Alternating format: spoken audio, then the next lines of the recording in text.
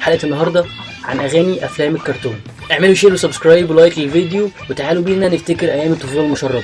هيا سابق لا نتردد لاحق الفوز مؤكد. أغنية كرتون سابق ولاحق، يمكن الأغنية دي تحديدا تحس إنها النشيد الوطني بتاع أغاني الكرتون اللي هي تحمسك كده وعايز تسابق وعايز تلاحق. حتى سابق كان عنده عربية اسمها ماجنم، بيبقى دايما هيتزنق وخلاص قرب يخسر، إيه ده أنا هخسر ولا إيه؟ هيا طيري يا ماجنم، تقوم نازلة على خط النهاية، خلاص كده السباق خلص وهو كسب. وكان في لاحق أخوه الكبير كان عنده عربية اسمها إيه فاجنم بقى، دي ماجنم والتانية فاجنم. وكان في شخصيات تانية زي رعد ونكش ده كان قصير كده وطالع له زعرف شعر. الكرتون ده تحديدا لحد دلوقتي من أكتر الحاجات اللي أنا بحب أتفرج عليها، والأغنية بتاعته لحد دلوقتي من أكتر الأغاني اللي أنا بحب أسمعها.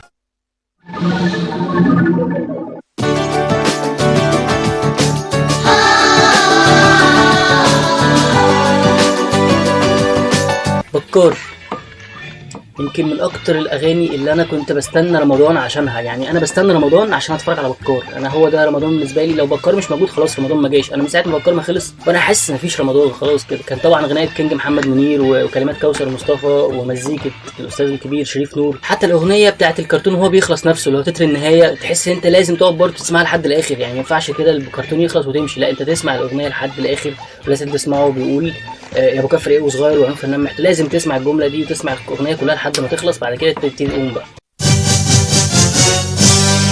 عالم سمسم عالم سمسم عالم سمسم تحت سمسم. عالم سمسم هو اصلا برنامج امريكي واتعمل له فيرجن مصري ابتدى يتعرض سنه 2000. كان في بقى شخصيات زي خوخه وفلفل ونمنم، ده كان اضخم واحد فيهم كده، وخاله خيريه وعم جرجس وعم حسين. وكان في بقى شخصيات كده يمكن يعني يمكن هم ايه مش شخصيات رئيسيه، بس انا كنت بحبهم قوي. يعني كان في شادي وهادي، كان في جعفر، كان في واحد بياكل بسكوت كتير كده مش فاكر اسمه. لحد دلوقتي لما بسمع اغنيه عالم سمسم بفتكر لما كنت بستناها بعد النشره كل سبت وثلاث، تقعد تستنى كده النشره لحد ما تخلص عشان يجي بعدها عالم سمسم.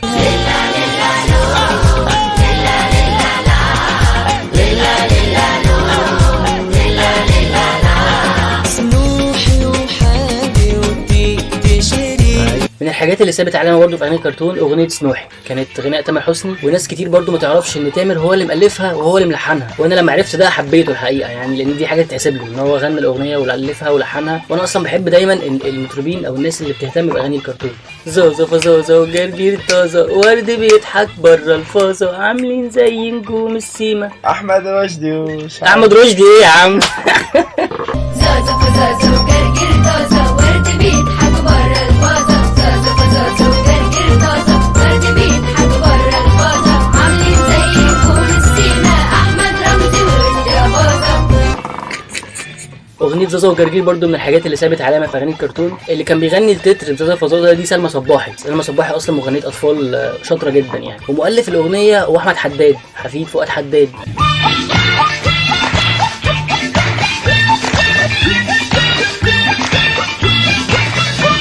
زمان انا كنت بخاف من القطط، في وانا صغير كده قطه كان النور قاطع وانا طالع وهي نازله وحصل بقى قفله، جالي صرع ساعتها بقى طبعا، فكنت قعدت فتره طويله فعلا بخاف من القطط لحد ما جه كرتون خلاني احب القطط شويه، يعني اسمه قطقوط. والاغنيه دي يا جماعه اهداء لكل الناس اللي بتحب القطط.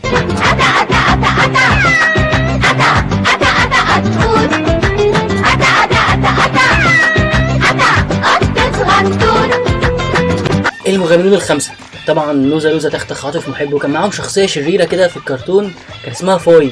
انا وانا صغير ما كنتش عارف ليه اسمها فاي، بس لما كبرت بقى ودرست رياضه بقى وبتاع عرفت ان كان ليه وجهه نظر.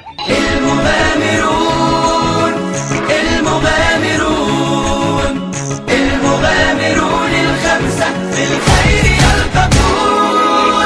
والناس كتير ما تعرفوش ان مؤلف الاغنيه ايمن بهجت قمر اللي عامل نص اغاني عمرو دياب، والملحن عمرو مصطفى، وتوزيع طارق مدكور اللي هو موزع البوم تملي معاك وموزع البوم انا اكتر واحد بيحبك. قناة شباب المستقبل. طبعا كان في فتره سبيس تون دي ما ينفعش ننساها طبعا، اغاني مثلا زي اغنيه القناص ده كان كرتون كده، واحد فاكر ان باباه مات وبعدين جاله واحد تاني قال له ده ابوك ما ماتش، فراح بقى دور معاه عليه وفضلوا بقى طول الكرتون يدوروا على ابوه اللي ما ماتش دون. كان طبعا الاغنيه كانت غنى رشا رزق. قد لمعت عيناه بالعزم انتفضت يمناه. طبعا انا بحب رشا رزق جدا ومن الناس اللي اثرت في طفوله الواحد.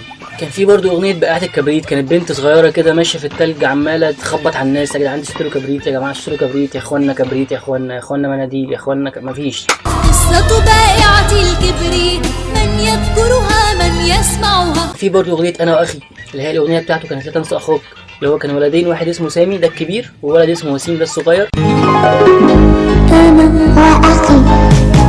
وامهم ماتت بقى يا عيني برضو نفس البؤس كده، فلما ماتت بقى وصيته بقى على اخوه الصغير ولا تنسى اخوك بقى وحاجات كده يعني، وكانت حاجه برضو بائسه جدا يعني. ومن الاغاني الكرتون اللي كنت بحبها جدا يعني عشان بحب الافيال اصلا، كرتون بابار الفيل. مرة في حينا زارنا فيل، مش فاكرها كنت بحبها قوي. مرة في حينا زارنا فيل ظريف. الاغنيه كانت كلمات والحان وتوزيع طارق العربي طرقان. طارق العربي ده هو اللي عامل كابتن ماجد، وهو اللي عامل بقى عهد الاصدقاء وهزيم الرعد ومش حاجات كتير قوي كده. كان في اغاني كتير طبعا في سبيستون، يعني لو عايزين نعمل حلقه تانية لسبيستون لوحدها احنا ممكن نعمل حلقه تانية، وكونان ومش عارف حاجات كتير قوي. فلو انتوا عندكم اي كومنتات او فاكرين حاجات من الفتره دي او فاكرين حاجات من سبيستون اكتبوا لنا في الكومنتات يعني. افتح جهاز تلفزيوني وستدخل عالما جديدا من التسلية. نيجي بقى على افلام كرتون ديزني زي مثلا مولان. رأيها دايما مفيد.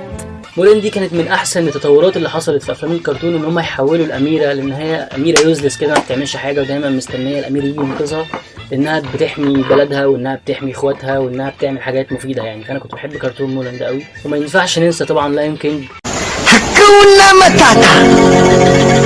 كلمة هاكونا ماتاتا دي كانت كلمة سواحلية كان بيغنيها فرقة من كينيا. الفرقة دي كانت سنة 84 تقريبا، بعديها بفترة خدتها فرقة من ألمانيا نفس الكلمة كده كانت حطوها في أغنية ليهم. بعديها سنة 94 خدتها ديزني لاند بقى. لحد دلوقتي الكلمة دي منتشرة في جميع أنحاء العالم. في جزء بقى أنا سايبه للآخر كده، ده ذكريات شخصية ليا أنا يعني، حاجات أقدم من الألفينات كده سيكا. كان في مثلا على القناة التالتة زمان كان برنامج اسمه عالم الكرتون، كان بيجي بعد الأخبار ما بتخلص وبعد القرآن ما بيخلص على الساعة 10 كده يشتغل بقى عالم الكرتون. كان في بقى في عالم الكرتون ده كرتونات اسمه الفواكه.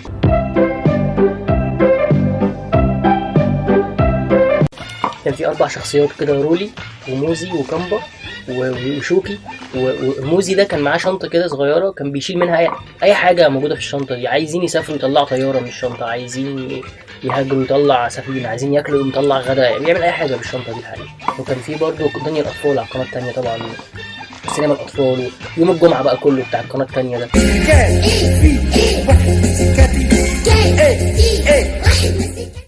كان في برضه أغنية إبريق الشاي. أنا أبريق الشاي، بوس كده أصب الشاي وارجع. الأغنية دي كانت كلمات صلاح جاهين. وكان في أغاني برضو زمان زي مثلا أغنية سقف سوسة، وأغنية يلا بينا يلا يلا يلا بينا اللي هي كانت بتقول يلا بينا يلا يلا يلا يلا بينا دي الأمورة طلع طلع، ولا كانت إيه الشموسة؟ دي الشموسة طلع طلع. يلا بينا يلا يلا يلا بينا دي الشموسة طلع طلع والدين علينا. الأغاني دي كانت في ألبوم اسمه أطفال أطفال في آخر الثمانينات كده. كان الألبوم ده كان اللي بتغني فيه عفاف راضي، وكلمات الألبوم كلها بالكامل كانت كلمات سيد حجاب وألحان وتوزيع عمار الشريعي أصلا.